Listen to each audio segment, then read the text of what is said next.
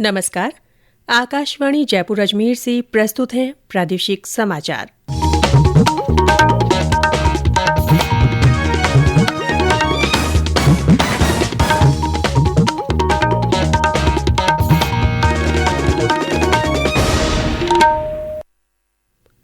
समाचारों के साथ मैं रितिका गुप्ता। प्रधानमंत्री नरेंद्र मोदी ने कहा है कि जहां कर्तव्य निभाने का एहसास होता है वहां भ्रष्टाचार नहीं होता। आज आकाशवाणी से मन की बात कार्यक्रम में प्रधानमंत्री ने युवाओं का आह्वान किया कि वे कर्तव्यों को प्राथमिकता दें।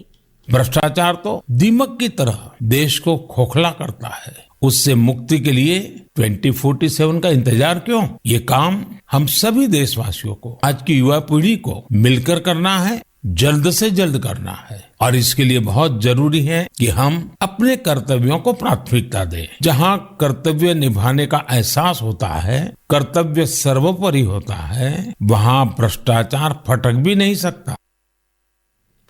प्रधानमंत्री ने हाल ही में नेशनल वॉर मेमोरियल में लाई गई अमर जवान ज्योति का उल्लेख करते हुए कहा कि इससे देशवासियों को ऊर्जा और प्रेरणा का अनुभव होता है।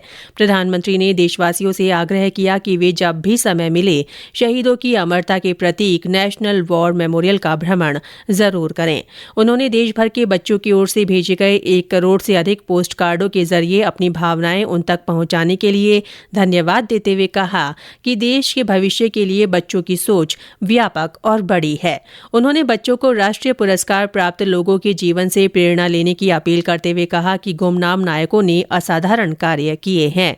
श्री मोदी ने राष्ट्रपिता महात्मा गांधी का स्मरण करते हुए कहा कि आज 30 जनवरी का दिन बापू की शिक्षाओं का याद दिलाता है। उन्होंने कहा कि गणतंत्र दिवस समारोह नेताजी सुभाष चंद्र बोस की जयंती 23 जनवरी से शुरू होकर महात्मा गांधी की पुण्यतिथि 30 जनवरी तक सप्ताह भर आयोजित किया जाएगा। श्री मोदी ने भारत को शिक्षा की तपोभूमि बताते हुए कहा कि यहाँ शिक्षा सिर्फ ज्ञान तक सीमित नहीं है, बल्कि शिक्षा को लेकर जागरूकता समाज के हर स्तर पर दिखाई देने लगी है।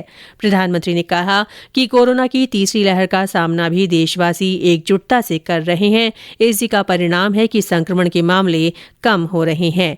टीकाकरण के क्षेत्र में भी देश लगातार प्रगति कर रहा है।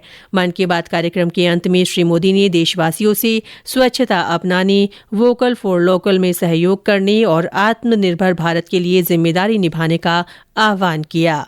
स्वच्छता अभियान को हमें भूलना नहीं है। सिंगल यूज प्लास्टिक के खिलाफ अभियान को हमें और तेजी लानी जरूरी है। वोकल फॉर लोकल का मंत्र ये हमारी जिम्मेवारी है। हमें आत्मनिर्भर भारत अभियान के लिए जी जान से जुटे रहना है। हम सबके प्रयास से ही देश विकास की नई ऊंचाइयों पर पहुंचेगा। कृतज्ञ राष्ट्र आज राष्ट्रपिता महात्मा गांधी को उनकी 74वीं पुण्यतिथि पर नमन कर रहा है।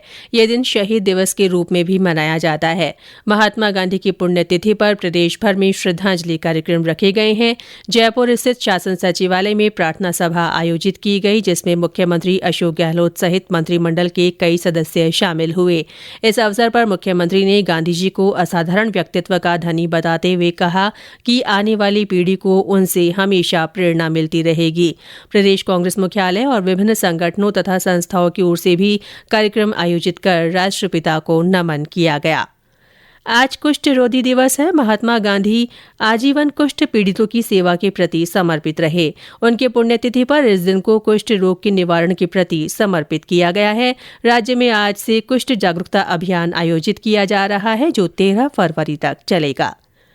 मुख्यमंत्री अशोक गहलोत ने कहा है कि सरकार रीट भर्ती परीक्षा में पेपर लीक मामले को गंभीरता से ले रही है और इस मामले में जिसने भी गलती की है उसे बख्शा नहीं जाएगा।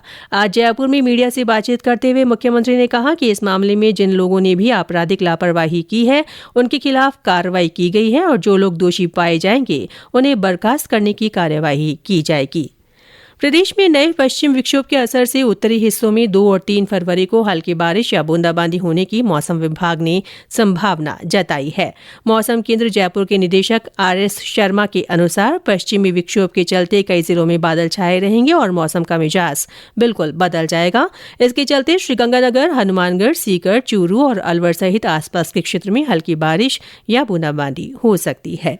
और अंत में कोरोना जागरूकता संदेश। कोविड-19 से बचाव और सुरक्षित रहने के 3 उपाय।